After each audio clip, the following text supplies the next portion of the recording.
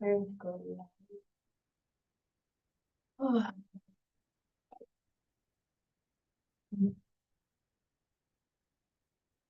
All right, we are live. And mute this, and then the creepy is live. I'm assuming. It says live, so.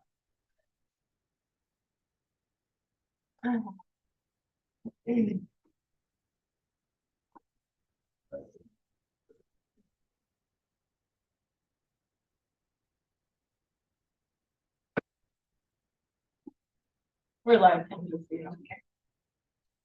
Right, we have 8:15, we'll call the Tuesday, December 12th, meeting to order, no roll call, shows all members are present. We have some public health department with us today.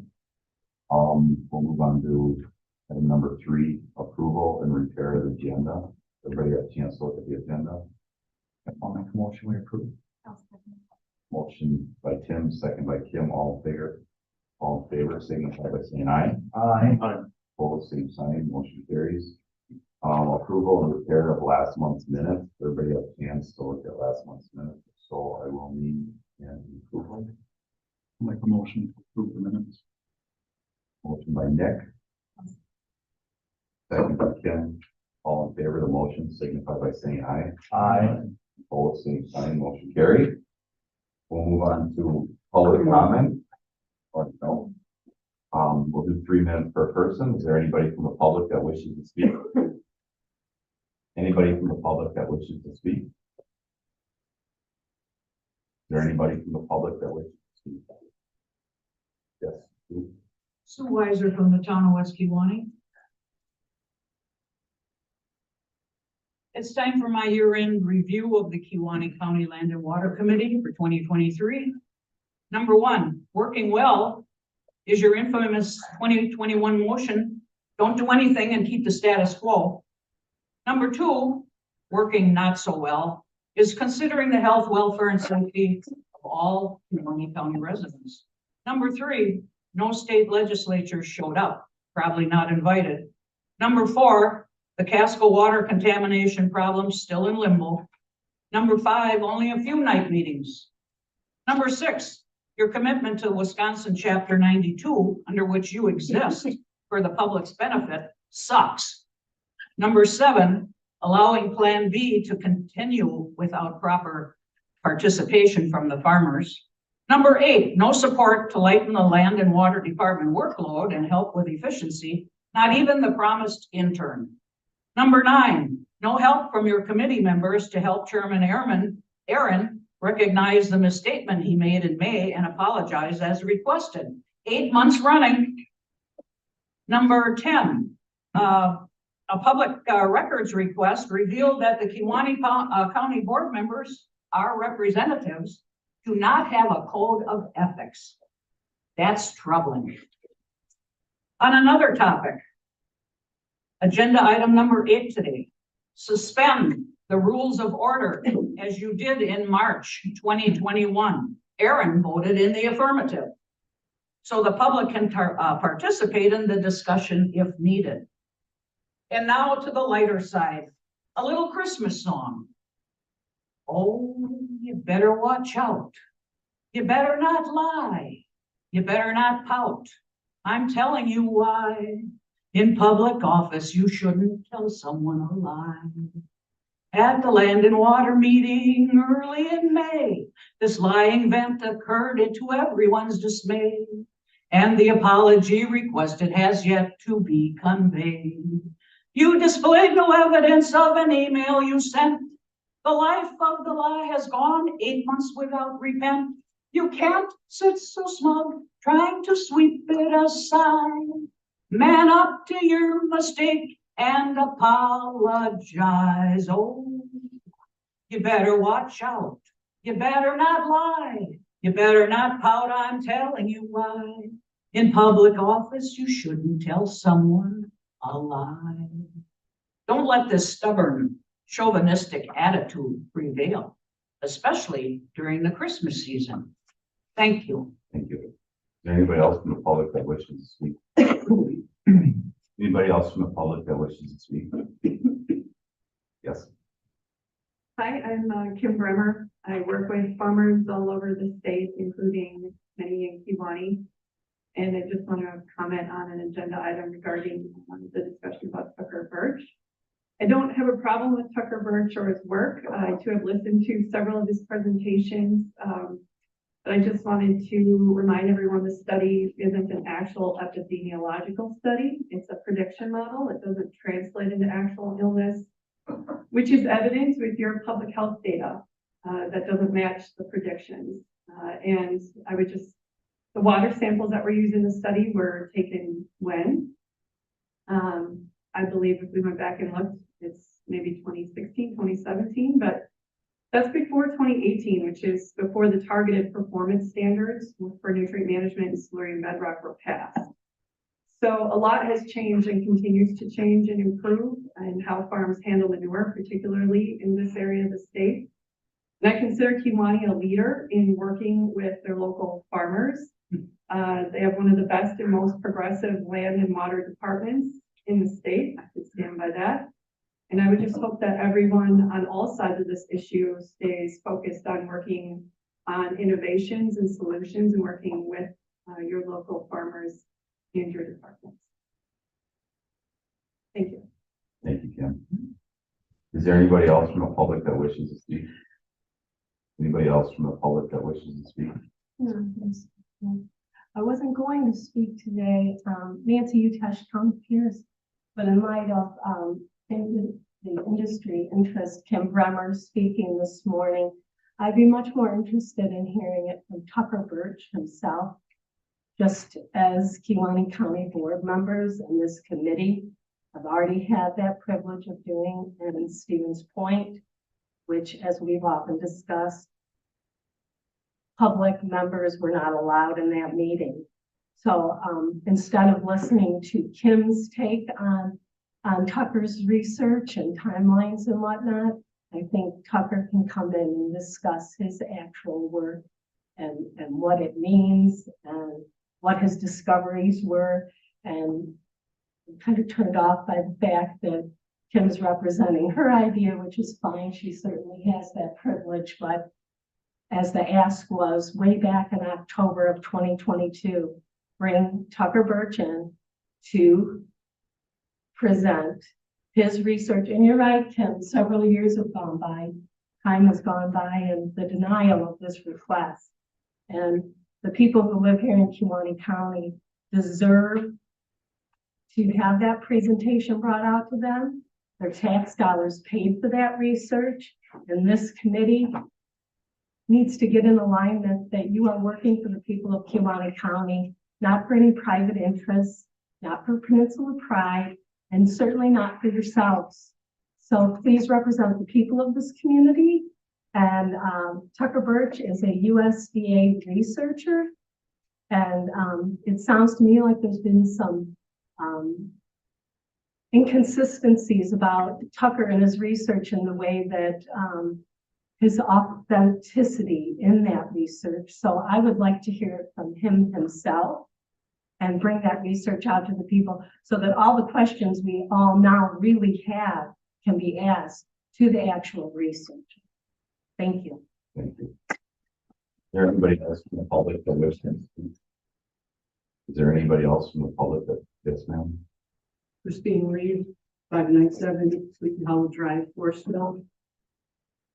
I realize I can't ask questions and expect an answer here, but I would like to point out that on our drive from the Mill Pond here this morning, we counted 23 tanker trucks, minimum 23. I didn't want to exaggerate. It's likely there were more, but we counted 23 that we encountered on the road between the Mill Pond and here. And it's possible that they're hauling to one of the digesters. I'm not sure. The Mill Pond is frozen. It appears that the ground is frozen. I would be curious where they're going with that many tanker trucks. there were times where we would see 4 or 5 of them within sight. They're very heavy tanker truck traffic. Of course, my fear is that it's going to Southern Door. But I did want to point that out, and if anyone is willing to provide some kind of insight into where all the tanker trucks are going when ground is frozen, I would greatly appreciate it. Thank you. Thank you. Anybody else from the public that wishes to speak? Anybody else from the public that wishes to speak? Anybody else from the public that wishes to speak? If hearing none, we'll close that section. We'll move on to department reports. I'll turn it over to Davina. For animal waste storage permits, we had no new permits for this month. We do have 2 that are sitting on my desk to be signed, hopefully by the end of this week, for 2 more abandonments. So that'll be 6 abandonments that'll be going on currently this month into, well, the 2 that'll be signed will go in spring of 2024. So these are really old pits before permits. Most of them were built in like the 78 and 80s, so they're good pits to get abandoned. November for NR 151. Travis did 26 walkovers for about 4,000 acres. So a lot of these are the smaller ones, waiting to get the corn off. So a lot of them were finished from the last ones that he's been trying to get. Of the 26, 23 were in full compliance. 3 are in compliance schedule. They needed to mainly fix erosion with some grass waterways. 1 needs a possible manure storage and process wastewater collection. We are working with TRIM, which is a DNR grant. We're going to be submitting them a grant. I think the deadline is April. I'm waiting for those grants to come out.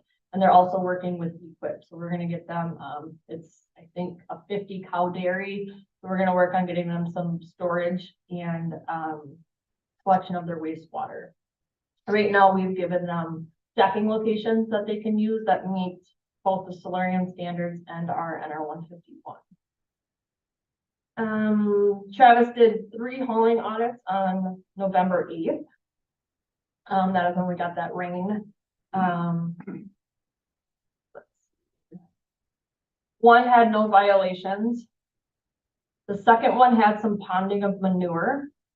We had the applicator go right back out to the field, rework all the fields, so no manure ran off that field at all. So that was good.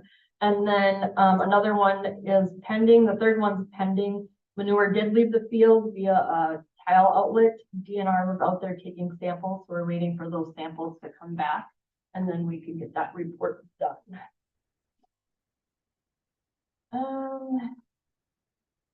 We got another grant for nutrient management farmer education for farmers to write their own nutrient management plan. Our grant is higher this year because of Brad Holtz passing away. Many of the people who took the NWTC class to write their plan from Kewaunee County are going to join our office one. We're working on that transition. Those classes will be held in January and in February. NRCS 590 standard is open right now for rewriting. Travis is on their standard oversight committee. And then I was down there presenting some of the stuff that we've done for Kewaunee County, including the implementation of the Silurian standards and how they've been working. Because 590 in the 15 standard is not really protective of groundwater, so they're trying to add in some new protections for groundwater in the nutrient management standard. The federal standard was updated, and when that's updated, the states have to update theirs, so that's why they opened it up. I think there's a committee of like 10 people there of all different backgrounds, and it's all online if you just look under DNR 590 review. Let's see, public health and groundwater protection ordinance. Nothing that will go in effect January 1st. So January 1st through April 15th, there'll be no spreading on less than 20 and no stacking. Chapter 39 update, two were referred to court counsel in November. So Bodwin's had manure that left the field and hit waters of the state in April, so that was referred to Port Council this month, or last month. No, this month, beginning of this month. And then, Wacker had a manure that hit waters of the state back in June, so those were both referred to Corp Council. I wanna say, remember, what month are we in? December. So within the last couple of weeks, they're all referred to Corp Council. Well testing update, January 17th at 6 o'clock with our well testing results seminar. So Kevin Masaryk will be here, and that is following our LCC meeting at 5 p.m. that night. Zoning and sanitation, been kind of quiet. Did 4 inspections, 4 septic inspections, 4 soil inspections. And then you guys asked for the update on the ones that went to Corp Council. So 9 went to Corp Council and for citations, all the citations were delivered. So in response to those 9, so those 9 were all NIs, never had a soil inspection or evaluation done. So in response to those 9, 7 got soil evaluations done. Of those 7, 2 passed. So they passed, their septic system is fine, they don't have to do anything else. 5 failed. So then they're going to install their septic system in 2024.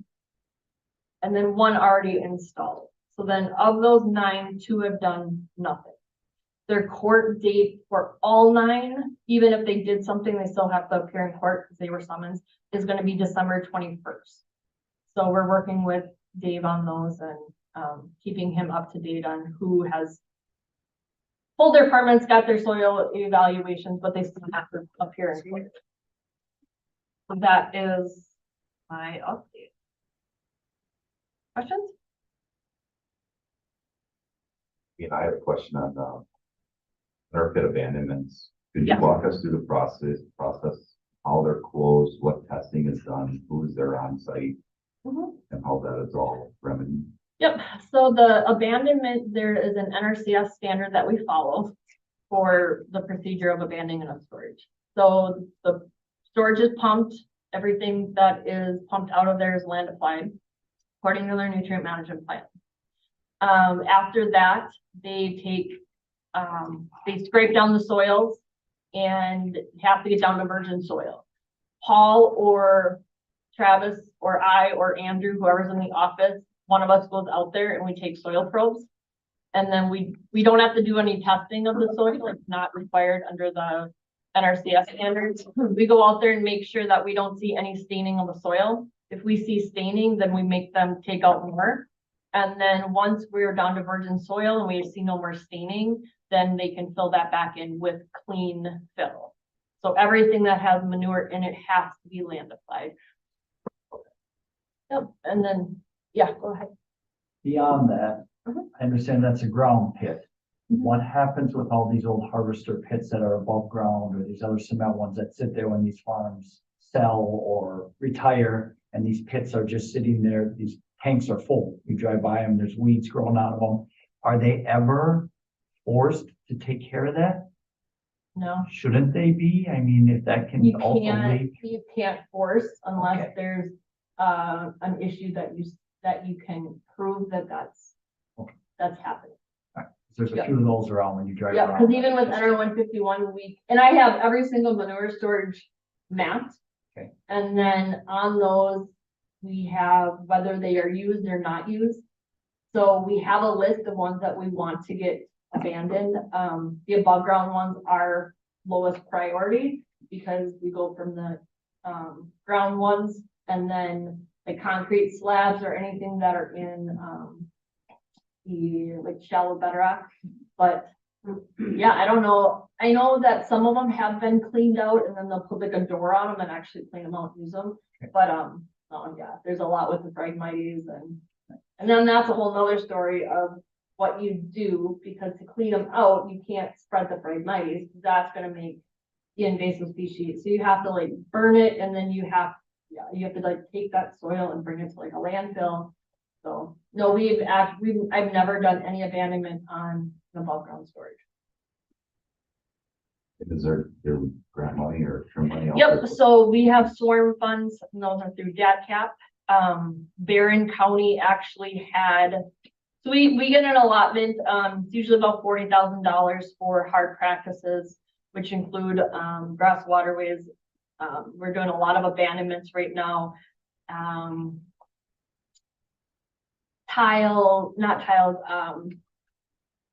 think, roof gutters and all swarm money, is up for, any of these projects. Barron County had $32,000 that they could not use in 2023. So they'll like send out an email and say, hey, who wants it? And I got that right away. So we got an extra 32,000, which allowed us to do 2 additional abandonments. So that kind of works out that way. But yeah, it's 70% or as close to 70% as possible. Like for the last 2 that we got the 32,000, we're like, hey, we can offer you each the same amount of money because you both came in at the same time. So at least there's something. I mean, it doesn't matter. A lot of the small farms that have sold out a fair amount and end up selling out to a bigger farm, a CAFO or not a CAFO. Do they fall under a different standard than if they're a CAFO and they take control of those buildings and that property? I mean, I know that gets out of Kewaunee County's hands, but So if they bought, and we're doing some abandonments right now for Pago. Yeah. So he bought the smaller farm, it's an old pit. They cannot use it because it does not meet the 243 standard. So what they do is they'll abandon it. So we're working on some abandonments. If someone buys, so if Aaron buys a farm and it's got a newer pit, say like, after 2004 with the standards, they can do an environmental or, an engineering review with, like DNR or Roach and Associates or some kind of private engineer. And they can prove to DNR, if they can prove to DNR that it meets 243 standards, they can use it. So, but the ones that we're abandoning are the ones that were built in 78, 80, 82. Our ordinance didn't start until 89, and then it became stricter and stricter as the years go by. So these are pits that that are pretty old, so. thank you. Any other questions for Davina? Davina, did you get, any well results from the nitrate side of things? Summarize a little bit. I did, and I don't have them with me right now. I know for the village of Casco, the ones in the new subdivision are still trending down. Not safe for drinking, but some of them that were in the 30s are now in the 20s. Some of them are right on the verge of that 10 to 15. So they're trending down, but they're still not safe. I have not done much more than I got the full results yesterday. So I've been trying to get those mapped, but someplace, yeah, so there's some places in the village in that new subdivision, they are trending downwards, but there's other parts in the village that are trending upwards. And then we have some bacteria results too in the village. So I'm trying to work with all of that, but What I heard from just people calling up and saying things. The new subdivision has got a little bit better. The folks across from the Bank of Luxembourg and that other new subdivision where this house is going up, some of them have dropped quite a bit for the first time. Cindy's and mine, as we moved a little farther east, have still not changed a whole lot. That area has sort of still stayed about the same where that water flow supposedly goes. So, Yeah. So that's the gist of what I got. Okay. And we'll have those full results on January 17th. yeah, I've been doing all the year end and getting the abandonments done, and yeah, so I really haven't looked too much into those.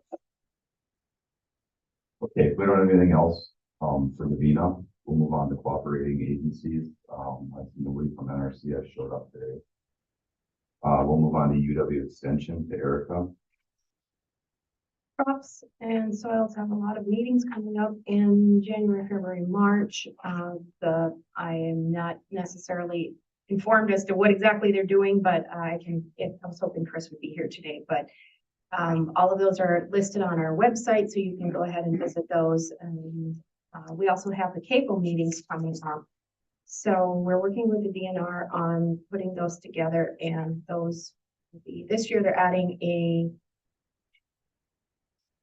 7th location. Because the Green Bay location is usually very, very full, so they're adding one in Manitowoc. So for this area, well, actually, there will be one in Curtis, Barron, Chippewa area. They haven't selected a location yet. Green Bay will be February 6th. That will be at the Tundra Lodge. Fond du Lac will be on February 7th, and Manitowoc on February 8th. And Manitowoc will probably be at the Farm Wisconsin Discovery Center.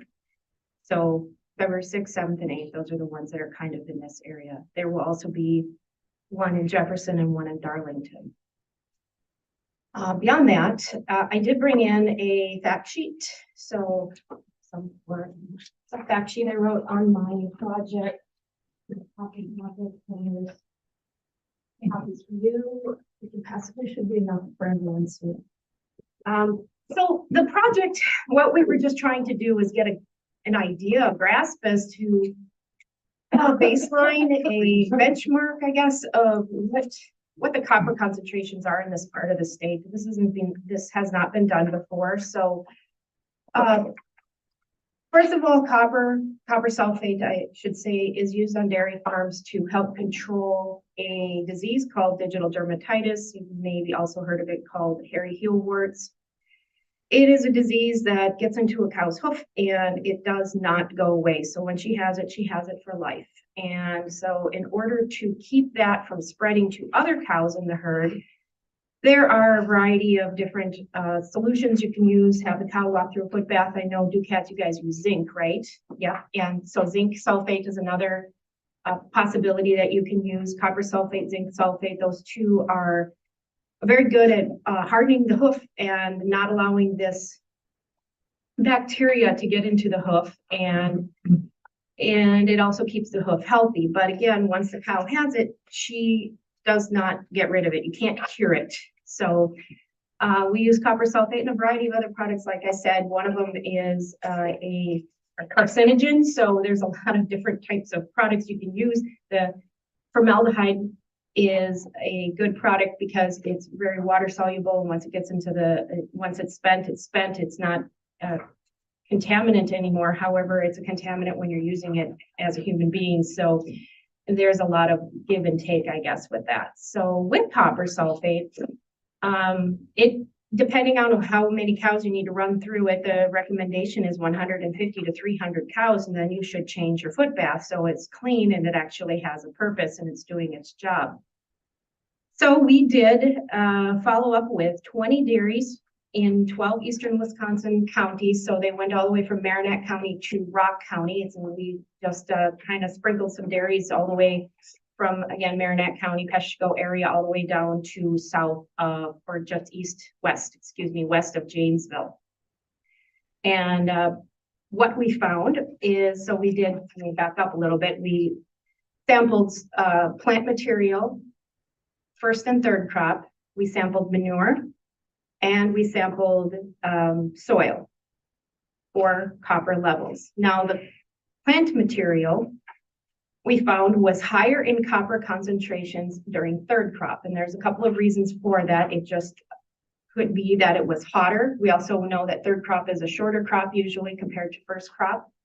And the plant is respirating a lot more when it's hot out, and the concentrations may have accumulated in the plant at that point in third crop. So that's one thing we found. The soil levels were not excessive, so we found that the soil levels were actually pretty low. So the copper soil levels, I should say, were pretty low. The critical toxicity level is between 20 and 30 parts per million. We averaged 4.7, so that was pretty low, and we were happy to see that. We did, in this fact sheet, you'll see that we compared it to some other studies that were done, and the sum of it is that we know the levels of copper are increasing. Now, not dramatically and not in a toxic level, but they are very, very slowly increasing. And that's where agronomists should come into play. Soil scientists, anybody who's working with the farm, even nutritionists should be working with the farm to monitor, first of all, monitor how much copper they have in their soil, make sure they're producing a crop that uses copper. The thing about copper is it does not leach. It is very stable. It's once it gets into the soil, it stays there, but it doesn't go anywhere either. So once it goes there, it stays there. It's not getting into the water. It's not leaching down. It's staying in the soil. So the farms should be working on using crops that can use that copper. And unfortunately, the plant can only use so much copper. It's not going to use more than what it needs. So there are some other crops that use more copper than other crops. But again, this is if you have excessive copper in your soil. And again, we're not seeing excessive copper, but it is something to keep an eye on. I also did a couple of other samplings. I sampled livers from cows that were from a farm that were in the study. And the interesting thing was that the cows themselves did not show that the older they are, the more copper they have in their livers. It was kind of random. So that was surprising to me as well. But we did find that our numbers, and go to page 3, I guess, right at the top there, State Veterinary Diagnostic Lab, the cows were 3 to 9 years old. Basically, my study showed that, or my samples showed that Michigan State's samples were very, very similar to mine. So they took a bunch of samples several years ago, and so mine were very similar to theirs, and they ranged in a not toxic level, but there were a few that were getting a little bit high. So you can see those numbers there. I also sampled the TMR from that same farm, and again, they were all within the acceptable range. So good. Everything showed that this was actually a very good way to get a benchmark or an idea of what's out there. This is something, I guess, in the future we can move forward and see if it increases 5, 10 years. I'm not sure. It would be interesting to go back to these same farms and sample them again in the future. But again, this is something that we were just trying to find out what's out there. And this was a good way to do that. So you guys can hang on to those. I have a few extra if you want to give them to people. That's fine too. I do need to leave right after this meeting is over, so I won't have time to chat about it. But that's what I have. Questions? Are you seeing a lot of the newer dairies? I know I've been on 1 or 2 where they're putting in separate holding tanks, and they're actually having the septic people pump the copper out and take that to their wastewater treatment plants for landfills. Do you see any farms on your study that have? There were none that were doing that in this study, but yes, I have heard of that, that's being held separately and being moved to wastewater treatment. I guess that's a way to keep that from going to the manure pit. Some people might be using more than they should be. That's actually one thing that we did find out that, I have to find the number here, it's in here. From a study that we did in 2016, we found out that a lot of farms are using much more copper sulfate than they should be, higher concentration, because there is if you're sick, right, or you got a headache, I've got a headache, I'm going to take 2 Tylenol, but hey, maybe 4 will help, something like that. More is not always better. So less is more is what we want to say typically. So there were some farms that were using much more than they should be. So maybe if they're using more than they should be, maybe they're trying to keep that from going into the manure system. But this particular study, we did not see any that weren't sending it to the manure pit or manure storage. The one thing I think that helps too, I know it's foot bath design over the years has changed a lot from the late 90s to designs today to help lower that copper usage. Mhm. Getting it changed over. Yeah, went to a farm on Friday, and they're using something where they're going to do a continuous fill. So they're adding a little bit every few minutes rather than doing an entire empty and refill. So they're hoping they're going to use less that way. Thank you. Do you have any questions for Eric? Thank you, Erica. Nothing from the No. Probably won't be back for, I think maybe February. State legislators, there are none here today, but our state legislators know that our meetings are second Tuesday of the month, and they're more than welcome to come every month. So, you know, we need to reach out to them, I guess, and try to get them in here more often. But their schedules are also busy too. Other agencies or organization reports, their general FSA has anything or? No. We're going to move on to item number 8, other matters to discuss. Put the Tucker Birch presentation back on the agenda. We've had a couple discussions about it back in May. But I wanted to open it up to the committee. We brought Cindy in today with the numbers that she's seen in the public health department. I've had a chance to see the presentation in Door County. Tucker Birch was up there. I can't remember if it was this spring or last spring. I don't remember the date, but the reason that I haven't asked him to come in to our department and give a report because the numbers are so off from what Cindy has seen in her department.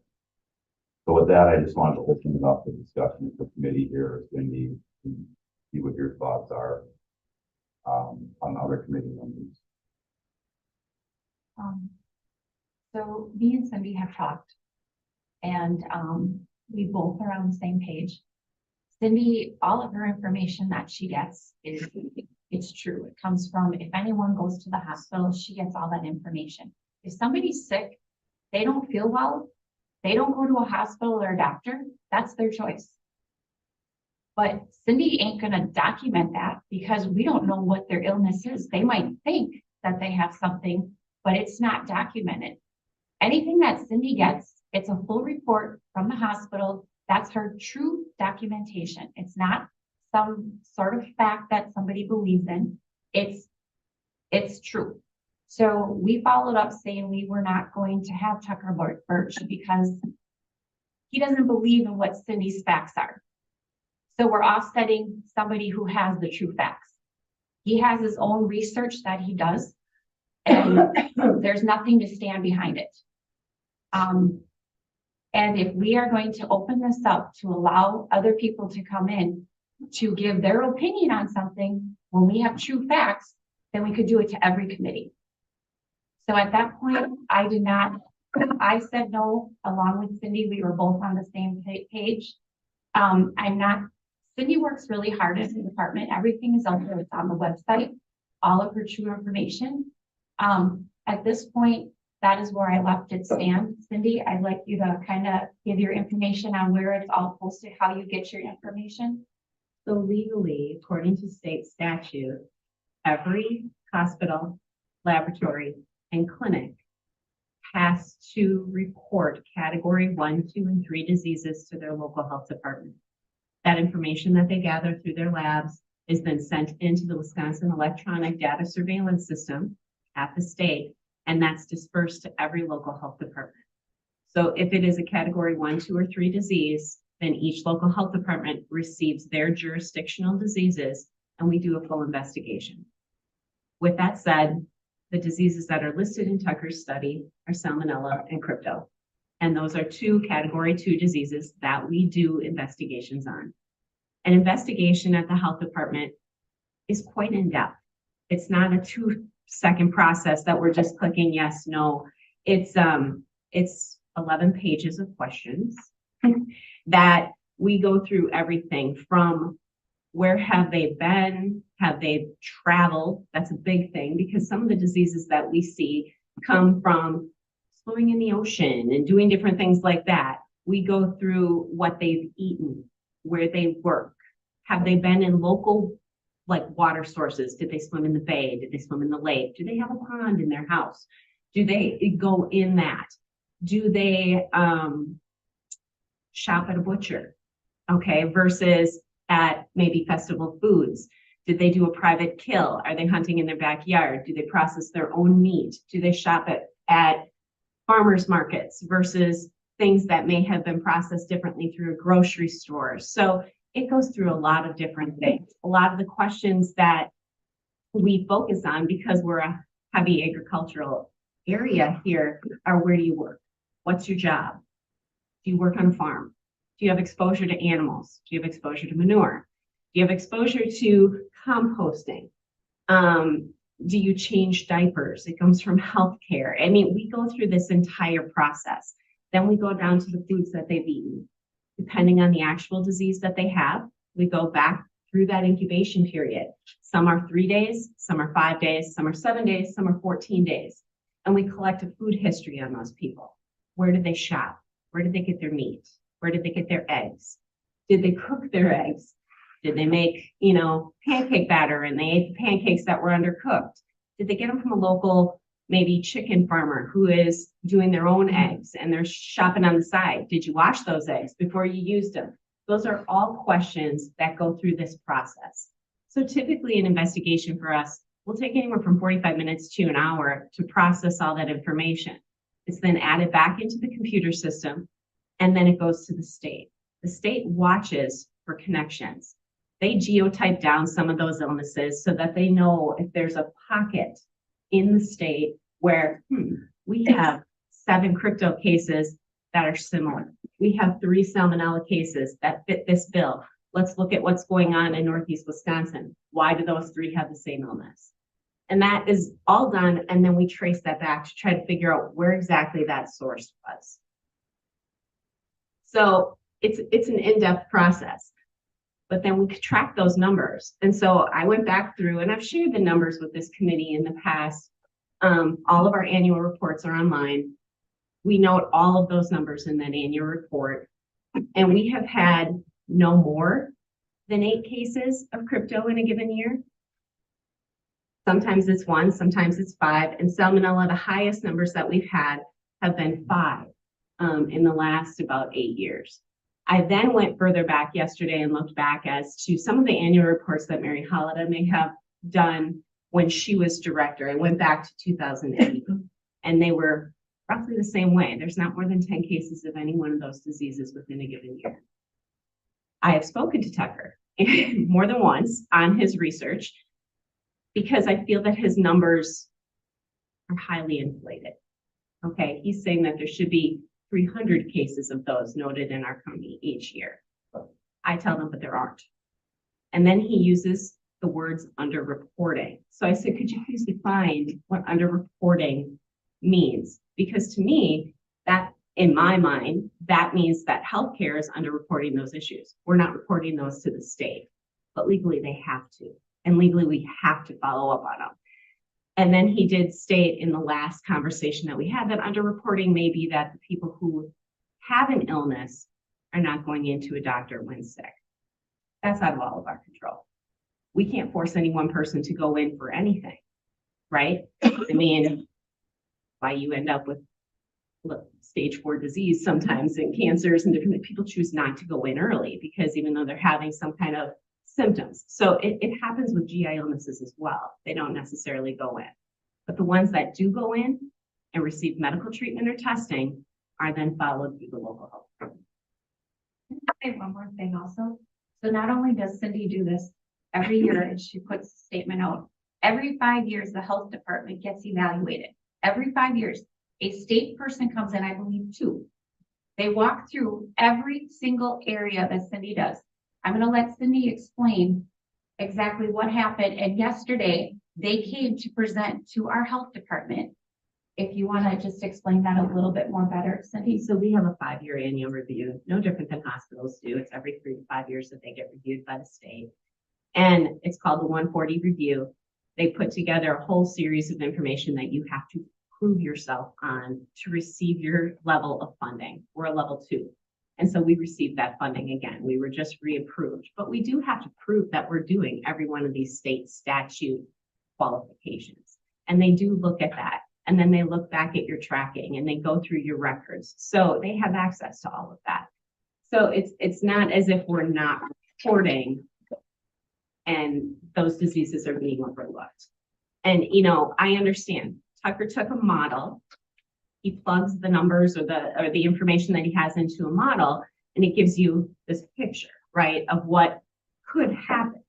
But those are estimations or assumptions. And the fact is that that's not what we're seeing within our community. And we have to remember too, talking to researchers, that the models are only as good as the numbers going into the models too. So if those numbers aren't correct or they're off a little ways, that's going to skew the numbers on the back end of the model coming out. And I'm not saying the numbers weren't correct, but they're just very far off from what's seen. Cindy, can you just, and I think that's what this audit does, but when somebody goes to the hospital with salmonella, that gets kicked back to the Kewaunee County Public Health Department. If you just put it on the shelf, that's what this audit finds, right? If you don't continue to Right. follow up There's a with that, team right? that watches my agency's work. So if I get a case of salmonella, we're supposed to follow up within 72 hours. Okay, so we make phone calls out.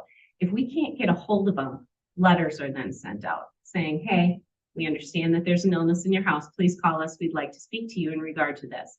If that doesn't happen, we can send a certified letter out. But in the process, there's an SOS team is what it's called at the state. They watch over enteric diseases.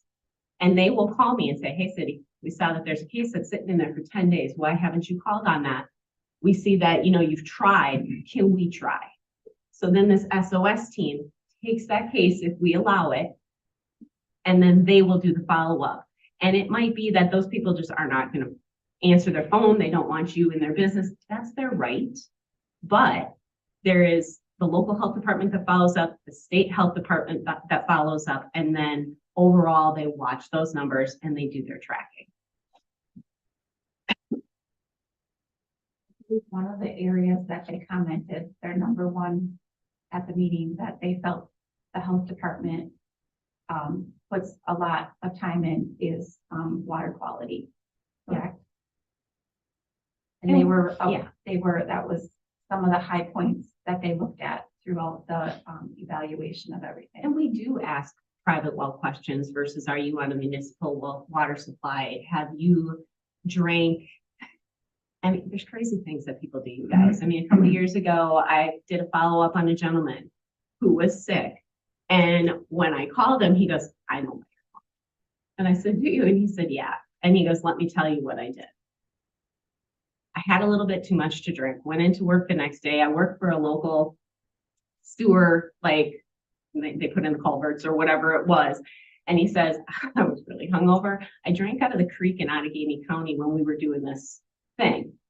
Okay. And he goes, I can guarantee you that's where, they do things like that. I have people that drink out of the bulk tank. I have people that drink out of the hose in the milk house. Yes, can I trace it to agriculture in some ways? Maybe. But we offer well testing to every one of these people if they think that they're getting sick from their water. We ask if other people in the household are sick. How many have been sick? Are you making infant formula with that water? Are you doing different things? Because there's certain people in the household that will get sick first, like infants. All of those questions are asked. The water is a big portion of every one of those investigations.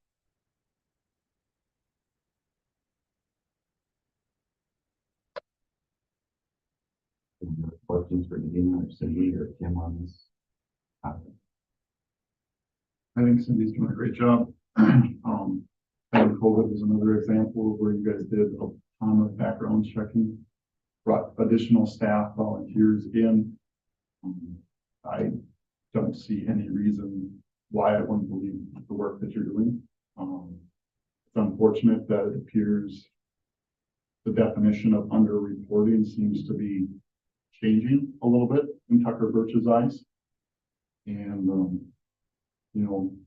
there's people within the community that have requested a apology. I don't know. I think Tucker Birch doesn't, I don't know. He's a researcher. He funds his livelihood is to continue researching.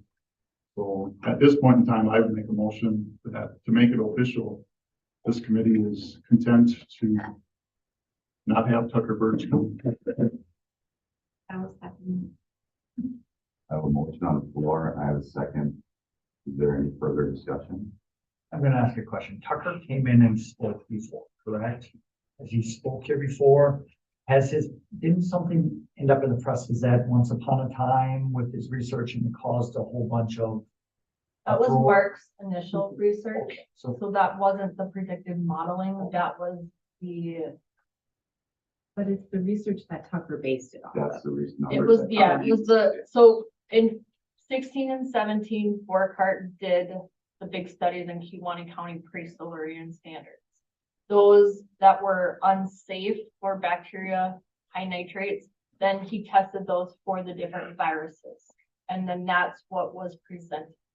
Further, so Tucker has not presented in Kewaunee regarding putting those into the predictive AGI models. That's what, So the research was looked at, and we discussed it, I believe, at Land and Water in 21, which was Mark's research. And then after that, Tucker released his research based off of what we had discussed from Mark's numbers. If I could just add one thing too, I mean, models are great and they're important, and oftentimes that's what we have to get. In my opinion here, we have a model that was used. It seems to be grossly overestimating the number of cases. That seems to be true, you know, followed up by your factual stuff, which is required by law. And in cases like that, when we're doing research, then I think the research it's that ethics is on the researcher to reevaluate the model or the information that's going into the model. You know, not double down on the model and say your information is wrong or you're stockpiling things on the shelf when there are, you know, protocols that are in place, not only by your agency at the county, but by the state and oversight committees. You know, the health field there are these auditing systems so that those things don't happen. There's a lot of, you know, foolproof items in place, you know, just protocols to check. So I stand by my motion. I have a motion on the floor and I have a second. Is there any further discussion? Any other questions? If not, I have the motions, all in favor of Nick's motion of not bringing Tucker in, signify by, saying aye. Aye. Opposed? Those at committee is not in favor of bringing Tucker Birch. Can I just say again, to thank Cindy and her department for all the work that they do. I sit in on every meeting.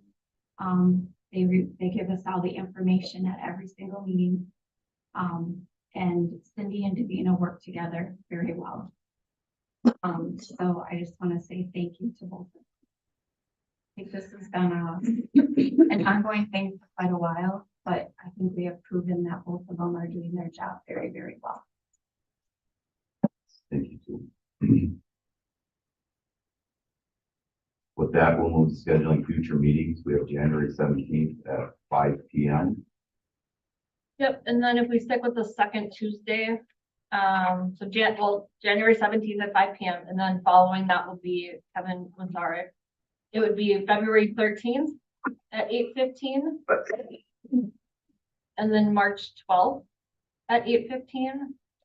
And then I didn't go through April because I don't know exactly what the election day is, but we have new elections, could have new committees depending on county board makeup, so. But if we go February 13th, March 12th.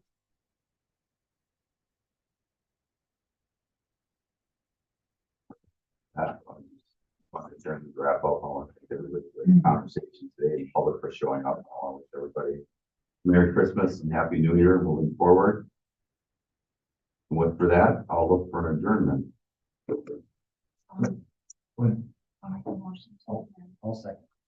Motion by Kim, second by Tim, all in favor of the motion, signify by saying aye. Aye. Carries, adjourned at 9:05.